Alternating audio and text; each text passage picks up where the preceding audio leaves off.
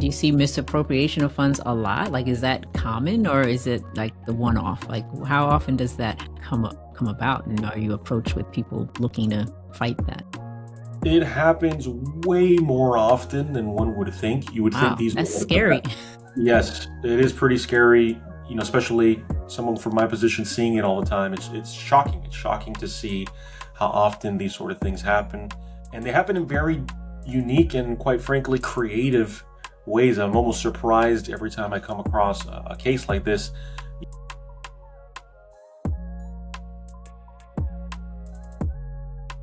Hey everybody, it's Melanie Thomas here again with the latest episode of A.S.P.I.R.E, Ask Smart People in Real Estate. And boy, I have a treat for you today. I have a very smart person in real estate who's going to talk to us about the issues that go on with homeowners associations and homeowners when things go awry and maybe litigation becomes necessary. So Erik Perez is the co-founder of Perez Mayoral down in South Florida. He leads the firm's Homeowners and Condominium Association Litigation Practice Group.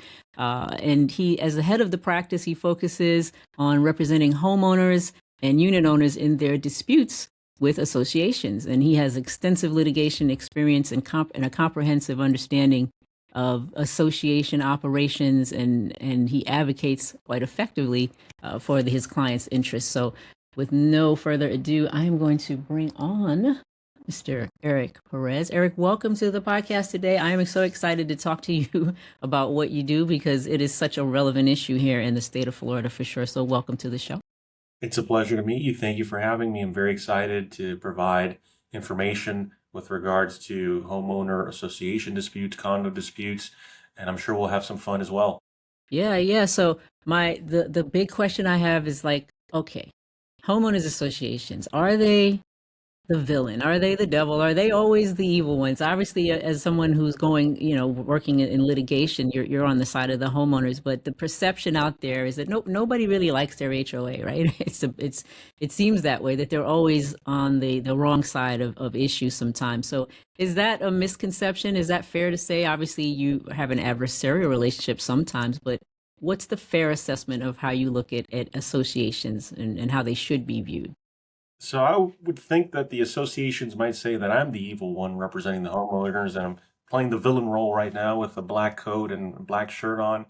But in all seriousness, the associations are not always bad. There is a general information out there that the HOAs are always bad and the COAs are always bad, and they're trampling homeowners' rights and they're doing all the wrong things and not taking care of the homeowners. Well, that's not always the case. To give some context, running an association is a very difficult thing to do. It's a volunteer job. None of the board members are getting paid, or they're not supposed to get paid for the work that they do for the association. And so it's very difficult because apart from all the obligations you have in life, now when you're a board member, you have an additional obligation to take care of your entire community. And that involves things like making sure that homeowners are paying their assessments, making sure that the building or the community is being appropriately maintained, taking care of the financials to budget and prepare for the future of the association. So it's very difficult, and some board members do a spectacular job. There's some associations that their homeowners will never contact me. They will never hire me because the board goes above and beyond to do the best for that community. Conversely, there are associations that are quite the opposite.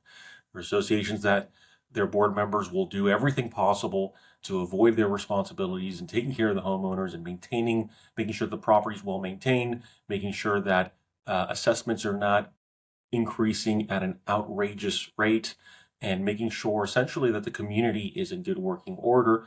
And when that doesn't happen, that's when homeowners will reach out to me and request a consultation, and sometimes be forced to sue the association as a result of damages that their association has caused them. Yeah.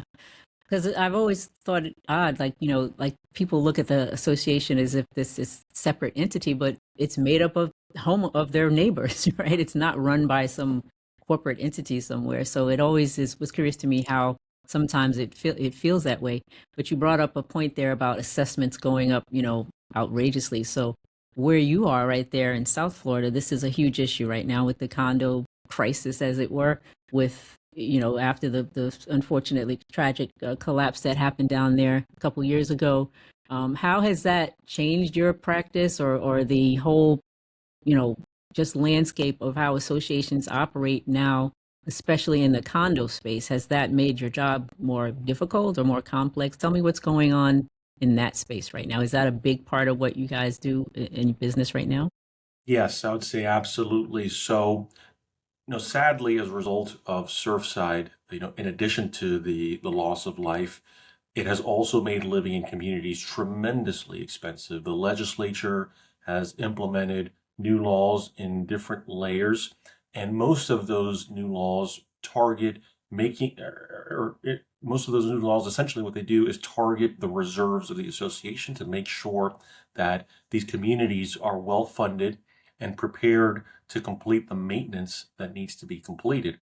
And so, in a word, what has most of the new legislation done to associations? Well, it's made them a little more expensive. Homeowners, before they buy in an association or while they own an association, need to be aware that as time goes by, particularly within the next couple of years, there's probably going to be an increase in the maintenance payments that need to be made to associations as a result of this new legislation. In addition to that, you know, prices of things are going up. Insurance premiums are increasing. Services such as landscaping and things of that nature are increasing as well. So generally speaking, year over year, there's probably going to be some increase for the more well-run associations. The increases won't be as dramatic. For the associations that are not so efficient and not so well-run, the increases may be a little bit more dramatic. And you hit on a point before that was spot on. At the end of the day, members of the association, when I say members, I mean the owners, the people on title, those are the shareholders of the association. They are, in essence, the association. The association is a corporation that is run by a board of directors that takes care of all of the shareholders. The shareholders are the owners. The board of directors were the people elected by the owners to run the community. So the shareholders and the board of directors need to essentially provide their best efforts to make sure that the building is run or the community is run in the best and most economically viable way. Yeah, that makes sense. I never really thought about it like with that. It is kind of like that, right? These people are elected to be on the board and run things. So it shouldn't feel like it's one versus the other, right? So if you are a condo owner right now, anywhere in the state of Florida, obviously it's probably more intense down where you are near the coast, but what questions should you be asking your board? Or if you're getting ready to buy a condo right now, which I'm actually working with a buyer today who is looking at condos up in Satellite Beach, what are the right questions to be looking at when you're doing your due diligence on purchasing a condo right now in Florida? So there are several questions that homeowners within condo associations, as well as prospective homeowners in the associations, should be asking the association. I would say the primary source of litigation and problems within the association context relates to financials.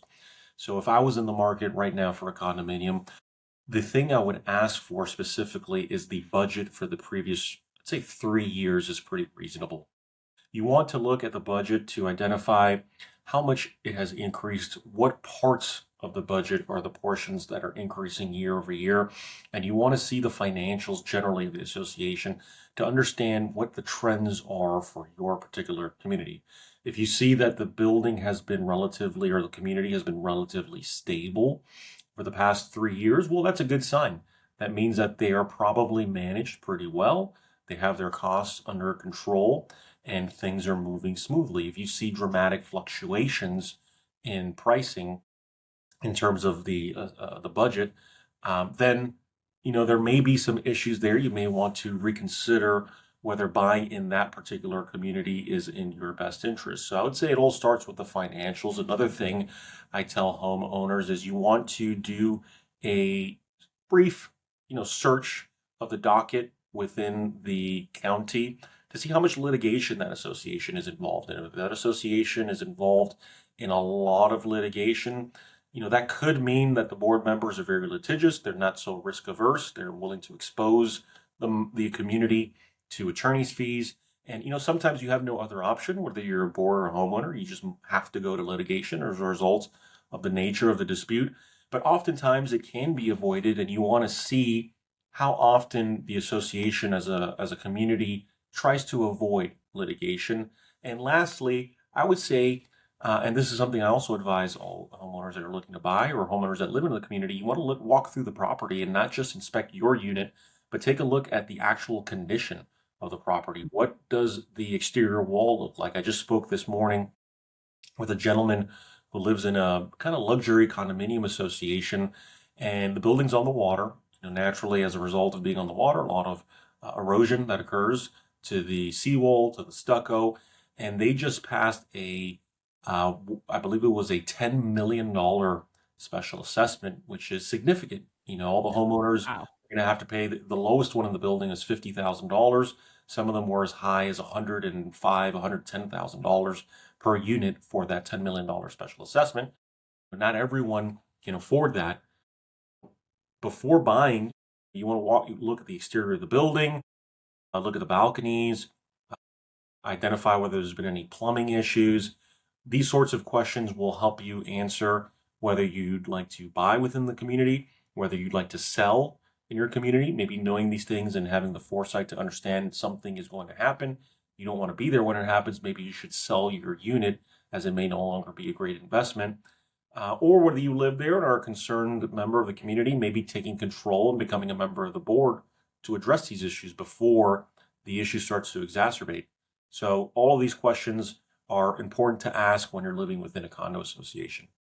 Yeah, those are great points. I'd never even thought of like looking at the public court records because, they have a seller's disclosure that tells you if there's pending litigation rather, but that doesn't mean that that's what you should take their word for, right? So you should do your own due diligence. That's a great point for my fellow realtors that are watching this, to help your clients do due diligence on these condos. So, um, one of the is this a misconception that HOAs are super powerful here in Florida, that they have all this, unchecked power? That's kind of the perception is how it seems, but what is the reality when it comes to what power do they really have over the homeowners?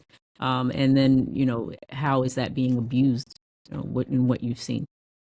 So I would say, generally speaking, yes, associations have a lot of power over the homeowners, although I would say more recently there is a trend towards homeowner favorable legislation.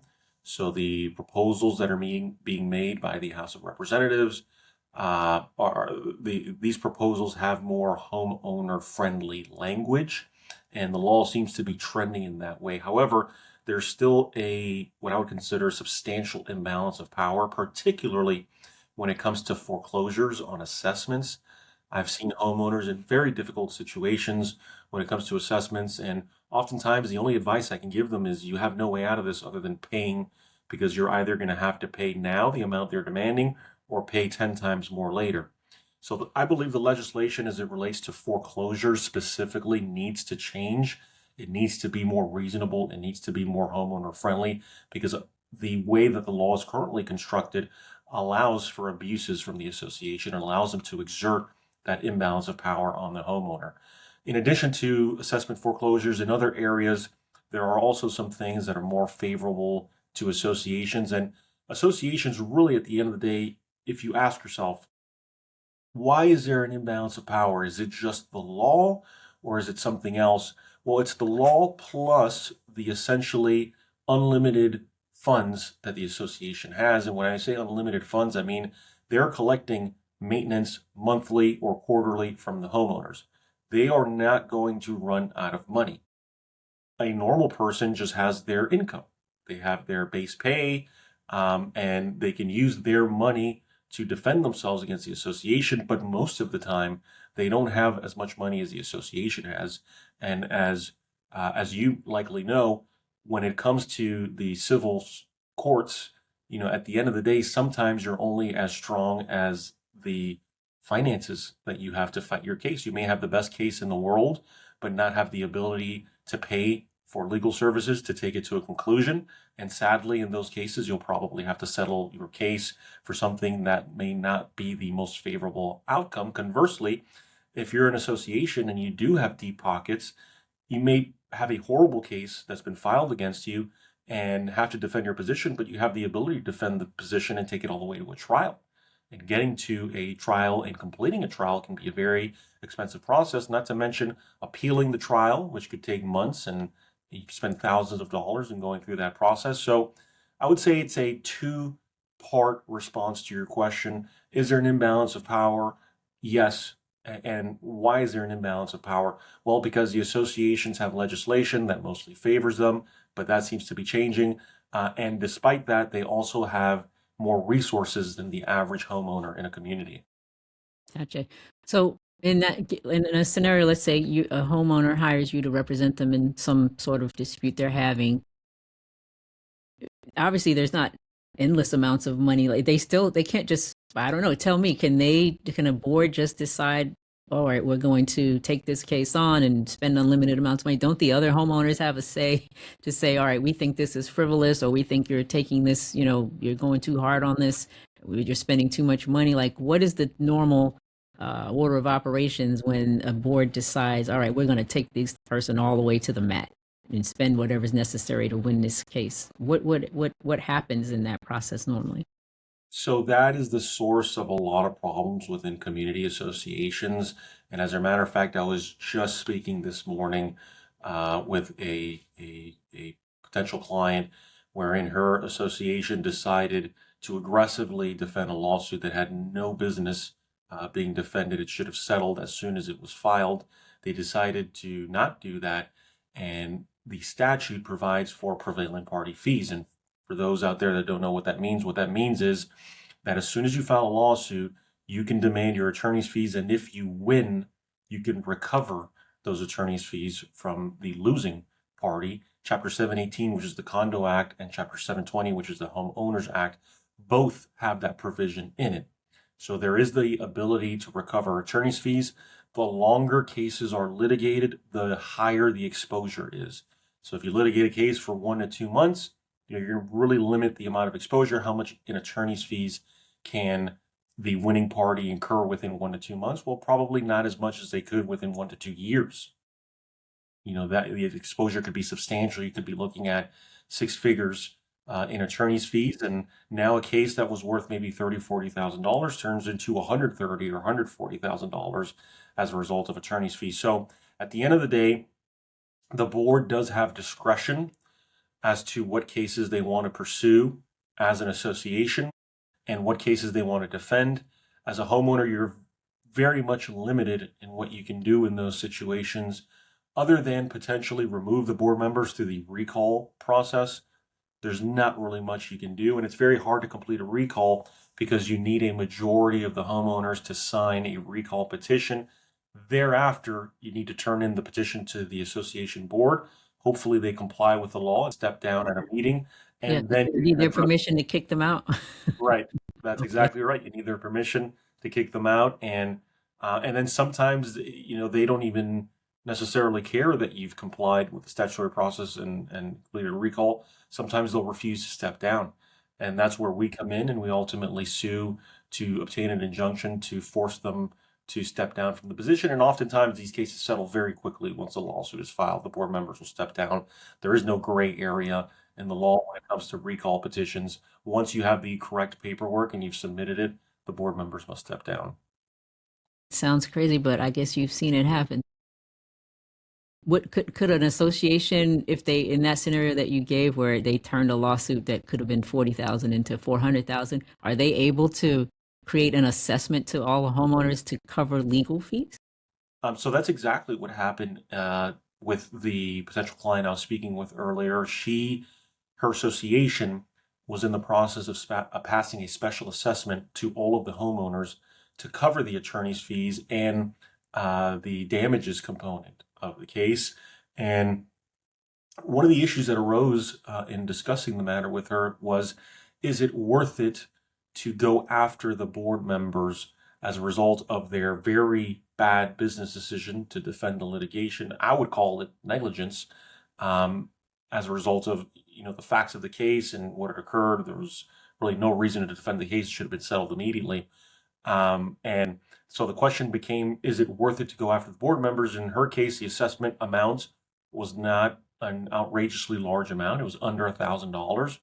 And so in that case, sometimes the financially better option is, even though a wrong occurred, the better financial option at that point is just to pay the assessment and move on with life, because you could spend well over $1,000 in fighting it out with the association board members to try to recover that money. Got it. Okay. So you talked earlier about, the importance of reviewing the financials. So what, um, when they collect these assessments every month or quarter, however it goes, where does that money really go? What are they obligated to, make homeowners aware of? Because there's always the sense that, oh, well, they're wasting our money or they're pocketing our money or whatever is the case. So, have you experienced litigation where people are accusing the HOA of mismanaging or misappropriating funds, and what should people be looking for in that regard when they're looking at transparency from the HOA about how that money is actually being used?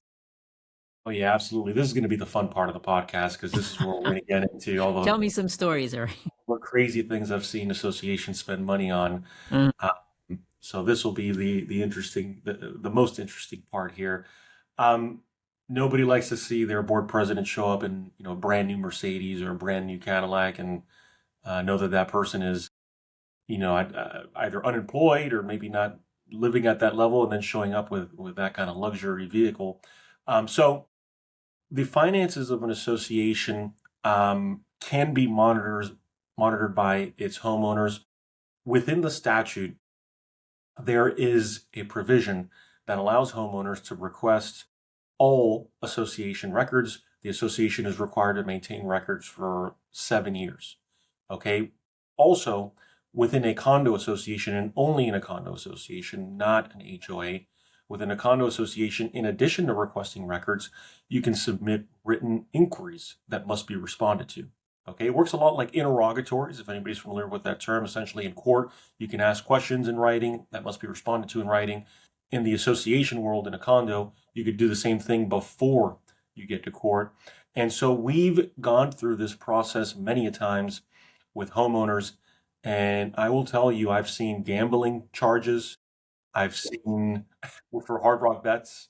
oh Um, no. I guess maybe the board member could argue that that was to increase reserves for the association, but I don't Wow. know if that bet panned out. But How do they hide? I mean, how did they hide that? Like, how can you? Are they just like taking money? Obviously the financials have to show everything that was accounted for in the budget, right? So if he's or she is going to Hard Rock to bet, where do they take the money from, or how do you get to find out where it was removed from? in this case, the board member used a debit card, so there was no way to hide that. Oftentimes, what associations will do, or association board members will do, is just not turn over the records. Okay, so you'll ask and ask and ask for bank records, financial statements, and they will just simply never turn them over until you engage the services of an attorney like us to put more pressure on them, send a formal demand letter, and ultimately sue if necessary. And eventually they will turn over the records. These things will be discovered, and most of the time the board member will step down and sometimes even ask for a release of liability, which at that point you have to do a cost benefit analysis as to whether it makes sense to pursue the board member or simply sign the release and move on and try to remedy the situation. Do you see misappropriation of funds a lot? Like, is that common, or is it like the one off? Like, how often does that come about, and are you approached with people looking to fight that? It happens way more often than one would think. You would think Wow, these that's are scary. yes, it is pretty scary, especially someone from my position seeing it all the time. It's shocking. It's shocking to see how often these sort of things happen. And they happen in very unique and, quite frankly, creative ways. I'm almost surprised every time I come across a case like this. As I mentioned, gambling charges. I've seen board members pay family members, 20 times the rate of a handyman for handyman related services. Well, that would be an easy way, I think, to kind of embezzle money that way because it'd be Absolutely, easy I've to seen that hide it. all the Right. time. That we had a case where the board president's husband was supposedly a handyman. His job on a certain day was to inspect the fire alarms and just verify that they were, I don't even know if it was necessarily working, but just that they weren't falling apart or something like that. I think they paid him like $800 an hour to do that, or God. maybe even beyond that. I don't recall the exact numbers, but yeah, absolutely. Sometimes it's through family members. Sometimes it's through contractors, where it's not uncommon that an association will have a parking or a valet service. Hmm. And if you were to observe the valet contract and you're familiar with valet contracts, you would look at it and say, wow, this is extremely high for a building of this size and for how many cars are going to be valeting on a daily basis. And you have to ask yourself, why did the association pick this contractor? Nobody goes with the most expensive contractor for any job. Why did they pick this contractor? And oftentimes, once you begin the research and the investigation process, it is not difficult to find that there are likely kickbacks occurring. So that type of thing happens all of the time.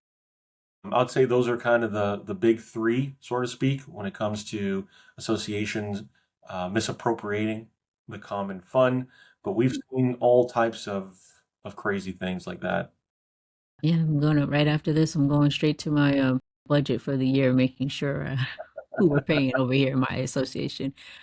So for people, when is it not worth it, or when is it worth it to for someone to actually like try to fight the HOA? Like, are there circumstances where, like you said, maybe you have to look at the whole picture and see if, is this worth the fight? When would you say that somebody should absolutely pursue it, whether they take on legal representation like yourself, or at least try to start the process on their own? What is so egregious that the line has been crossed where you should like this is not something you can just brush under the rug? There are many situations. It's going to depend on the actual person and what their priorities are, what their goals are. But I'll give you a handful of types of cases that we handle that are certainly worthwhile for the homeowners. The first one I would say are maintenance related issues. So one of the common the types of case that we handle is, let's say you live in a condominium association, and let's say you live on the third floor of a three-story building. Here in South Florida, rains all the time, especially now coming up in the summer months. And as a result of the rain and poor roof maintenance, water may spill into the roof, through the roof, down into your ceiling, down in your drywall, down in your flooring. Okay, and you call the contractor to see what happened.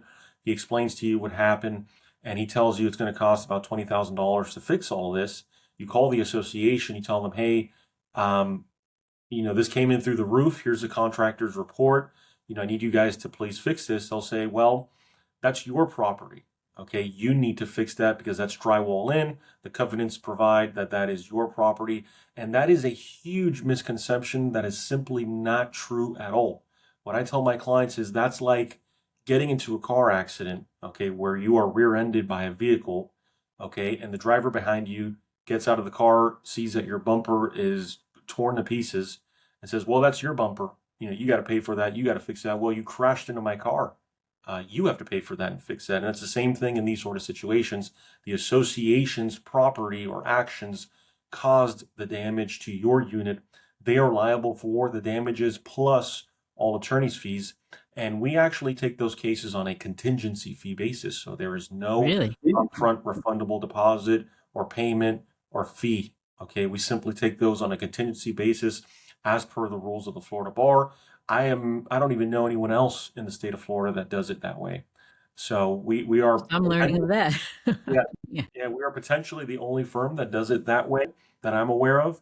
And those cases are, generally speaking, pretty straightforward in terms of how we handle them. So any homeowner that has a leak in their home as a result of a roof leak, pipe leak, wall leak, let's say a neighbor caused it as a result of an overflowing, washing machine or tub that caused damage to your unit, we can help with those as well, whether it's the association that's responsible or a neighbor or other homeowner that's responsible, and we take those on a contingency. The second type of case that we handle that is very common within the association context and is worthwhile for homeowners are cases involving architectural modifications.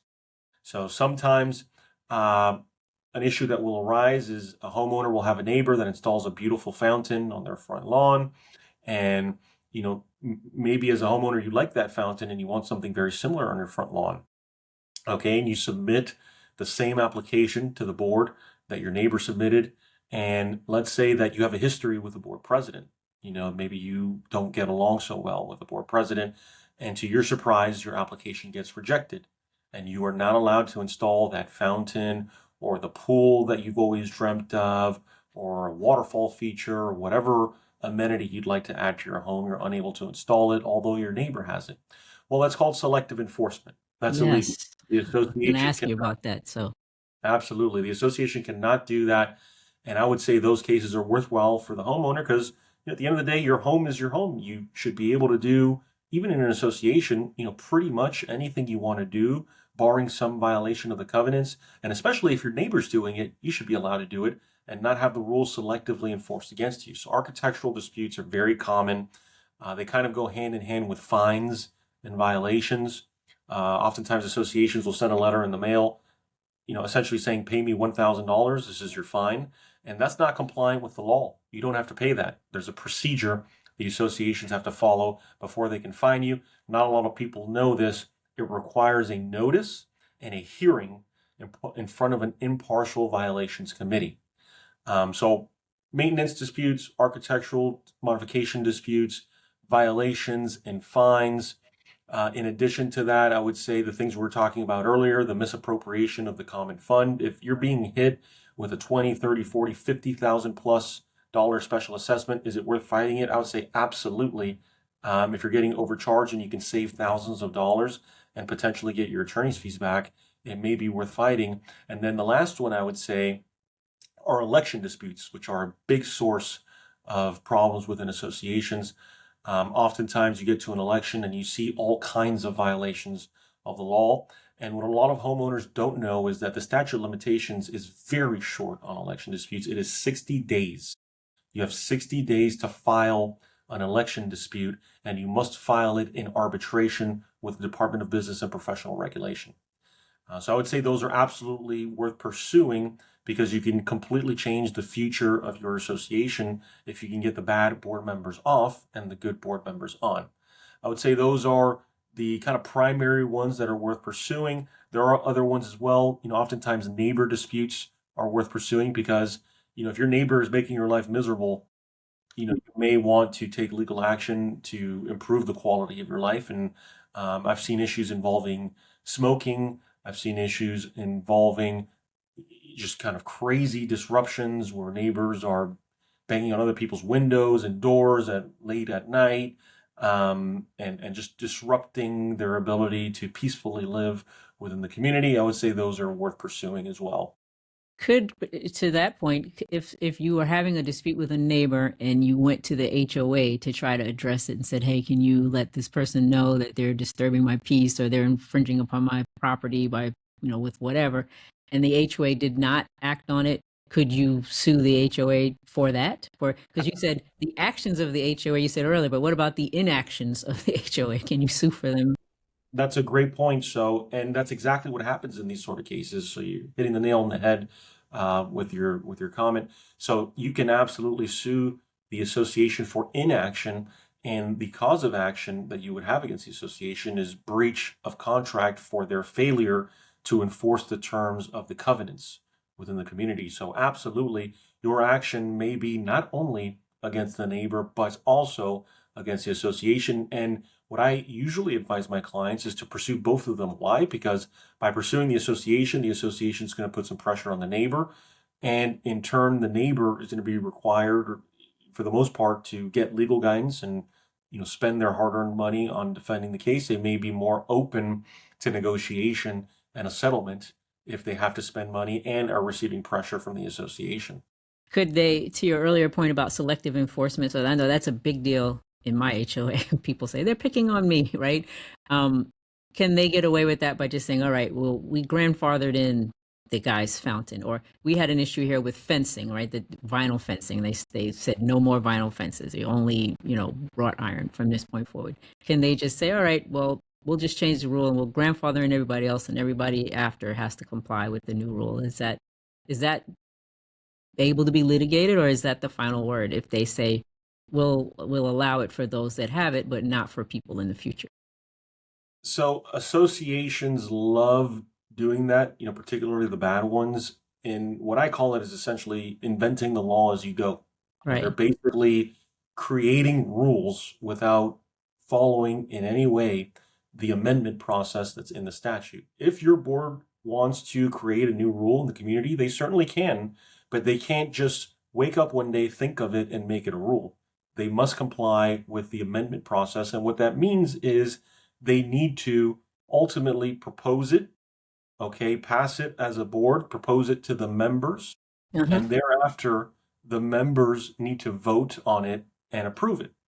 Okay, subject to the covenants, there may be a majority requirement for approval or more than that, but the members have a say in what new rules are passed within their community. The board cannot just unilaterally decide on what rules to pass and what rules not to pass. The members need a say in what can be implemented in the community. So if your board is coming up with all kinds of crazy rules, I've seen rules against pickleball, I've seen rules against things like you're describing, eliminating certain fencing in the community.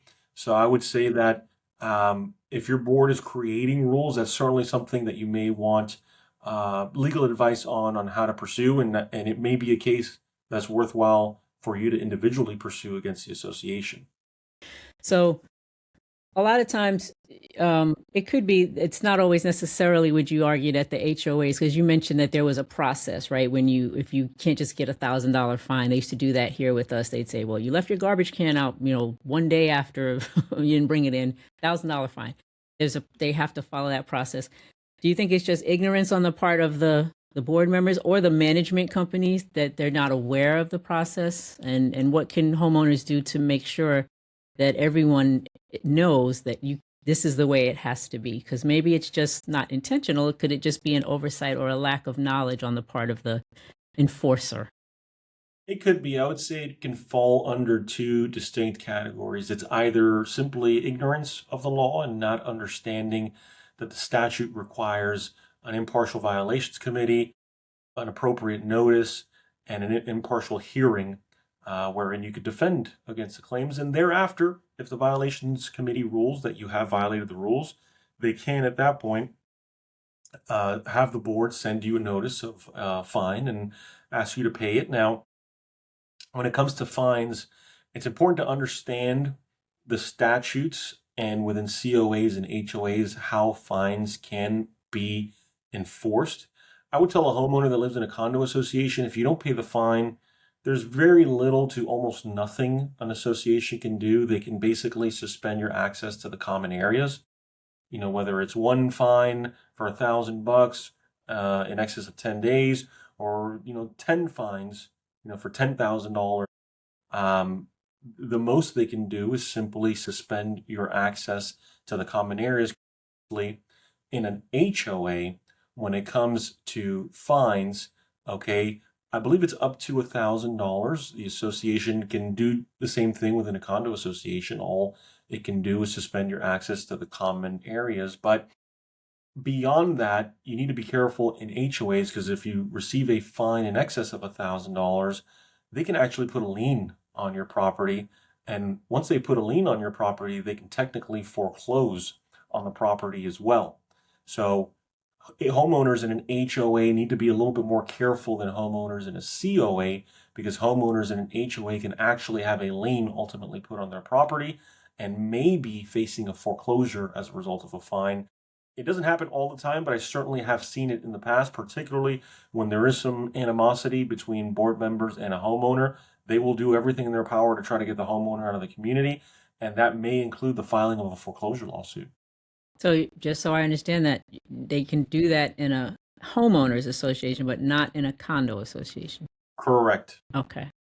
I did not know that. Well, I did know that they could do that in homeowners, but I didn't know there was a protection for the condo owners separately to that. Okay. Yeah, absolutely. There are some key distinctions between Chapter 718, the Condo Act, and 720, the Homeowners Act. We've touched on two very important ones here today that not a lot of people know about. The first one being the written inquiries that you can do under 718 and not under 720. And the second one being the fine, lien, and foreclosure process, which can be done under Chapter 720 for HOAs, but not under Chapter 718 for condo associations.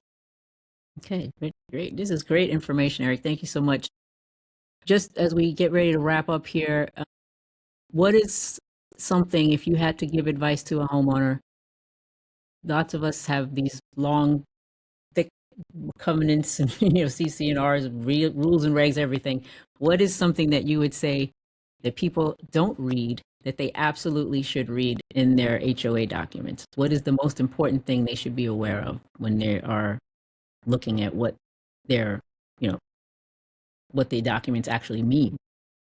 That's a very good question. Almost no one asks that type of question because there are certain portions of most declarations that are kind of more important than other portions of the declaration.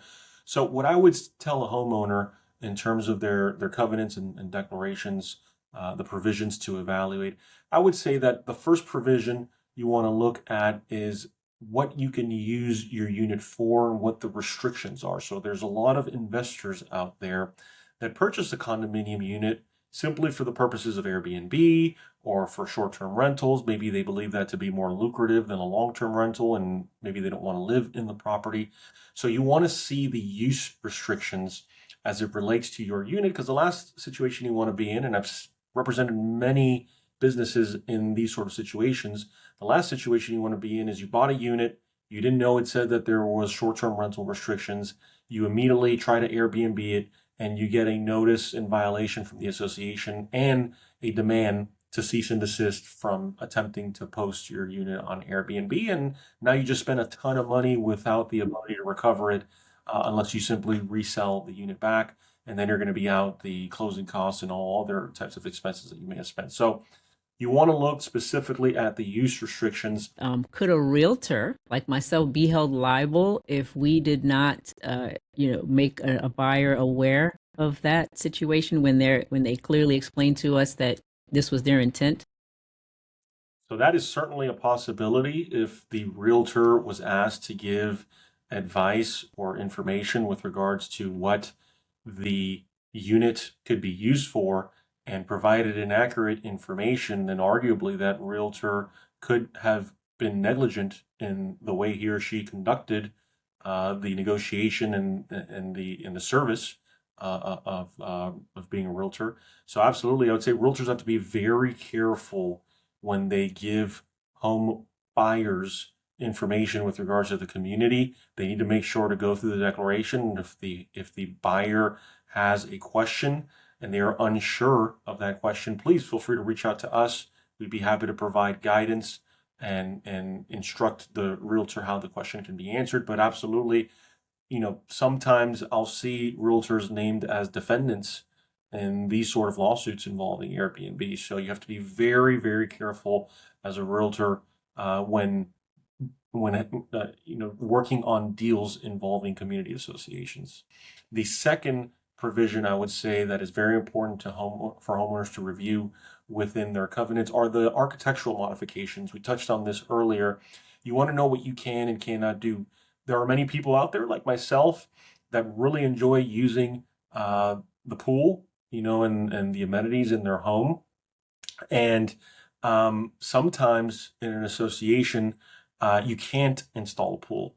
Okay, or maybe you can't, maybe you enjoy your privacy and you want to install fencing. I've seen associations where they do not allow the homeowners to install any sort of fencing. So you want to review the architectural modifications provisions to see what you can and what you cannot do as it relates to modifications within your community. That is a major source of litigation within the association law world. And then lastly, the provision I would say that homeowners should look at as well are the provisions related to dispute resolution. I'm starting to see now, and It's a real problem for homeowners. I'm starting to see now covenants that indicate that you cannot sue your association. Okay, you need to go through what's known as JAMS arbitration. Okay, and the problem in going through that process is that it is a tremendously expensive process for homeowners. We're talking tens of thousands of dollars, and I'm not even talking about the attorney's fees. I'm talking about the arbitrator's fees in adjudicating the dispute. So arbitration can become very expensive when it's done through a private arbitrator, and some of these association covenants are requiring their homeowners to go through this difficult and very expensive arbitration process. So I would say homeowners should look at those, particularly those three key provisions in their declarations, to understand what the risks are, what the potential expenses may be within an association, whether you can use the unit for the intended purpose, if it's an investment for an investment, if you're an end user for your home, if you can create the home that you desire by installing your pool or installing your fencing, and verifying essentially that you can manage your home in the way you want to. Those three key provisions within an association's covenants will answer some critical questions that you're going to want to know if you live in an association. Thank you so much, Eric. That is just amazing amounts of information that you provided us here. And your firm actually does like free webinars, right? Where homeowners from anywhere in the state can log onto the webinar and actually ask you real questions in real time and get some legal answers to that. Tell me about how that works and how often that you're doing that. Yes, we believe, and our mission as a law firm is that the more educated homeowners are, the more empowered they are, the more likely they are to resolve kind of the smaller disputes that can be resolved by just the homeowners. And so we want to give homeowners the tools that they need to try to fix these situations, try to get out of problems with their association, inform the association of their rights, and essentially defend their rights against an association that is trying to violate their rights. So we do monthly webinars for our homeowners. Sometimes it'll be on a specific topic. Sometimes it'll be simply a Q&A. You can show up to the Q&A, ask your question, and we will answer your question right then and there, essentially providing you with a free consultation on the spot during the webinar. So we certainly do provide a lot of free information. Also, our website is full of information for homeowners. All the things we've discussed today are on our website. We have educational videos and seminars that are posted on the website. Our newsletter always has updates in the law. So if you'd like to sign up for our newsletter, you'll be well informed as to any changes in the law and important things that affect homeowners that live in communities. So that is our mission. That is our goal. We strive to provide homeowners with as much information as we possibly can and really try to defend their rights. If you have a particular issue and are a homeowner out there that is unsure on how to handle your issue, we provide consultations. As I mentioned earlier, property damage cases and specifically properly damaged cases, those consultations are free. So we provide free consultations for anyone that is facing a dispute with their association where they have damage to the inside of their home as a result of a leak or any sort of association failure to comply with the maintenance obligations. Firstly, anything else would be done under our hourly retainer program. And essentially, we charge for those consultations. And depending on the duration that you'd like to speak for us, it is a fixed fee. But during those consultations, oftentimes we are actually able to resolve the matter for the homeowner. Sometimes they need clarity. Sometimes they want us simply to call the association's attorney and get some information. For example, more recently, I've completed consultations where it's an assessment dispute and homeowner simply wants a reduction on the amount, and I'll reach out right then and there during the consultation to the association, their attorneys, and they'll apply maybe a 10, maybe a 5% discount, sometimes more, sometimes less, and it's a way for the homeowner to save some money. So we really strive to give the homeowners maximum value by providing free information, free education, and as much as we can in the time that we have that we're dealing with the homeowner. That's well worth it. So Perez Mayoral, the real deal, folks. If you are having issues with your HOA, and you can help anyone anywhere in the state, right? Doesn't have to be any particular region, right? That's correct. We serve the entire state of Florida. So whether you're in the Panhandle or in the Keys, we can certainly represent you as a homeowner. And we look forward to helping you if you ever need our services. Right. And we have HOAs all over, probably the most in the country, I would guess. I don't know. I'm making that up, but I think it's probably true. We probably have, We're we got to be in the top two. top two. Who's number California. one? California. Okay. That's because they're larger than us in landmass. Correct. That's why. Okay. Correct. Well, Erik, thank you so much for this information today. I will have all the information we put up on the screen for you guys if you want to reach out to the law firm to just consult about what is going on in your particular situation. This is information we all need to know as residents, and most of us here are part of associations. Know what you should know what should be going on, what shouldn't be going on, and know that there are resources like the firm of Perez Mayoral to help you when you are in a situation that you can't handle on your own. So again, thank you for being my smart person in real estate today, Erik Perez. I always endeavor to never be the smartest person in the room. So this was great information. I learned a lot. Thank you so much for being on the show today. You're welcome. It was a pleasure to meet you. And thank you once again. It was a great time and happy to inform whoever's listening. All right. Thanks so much.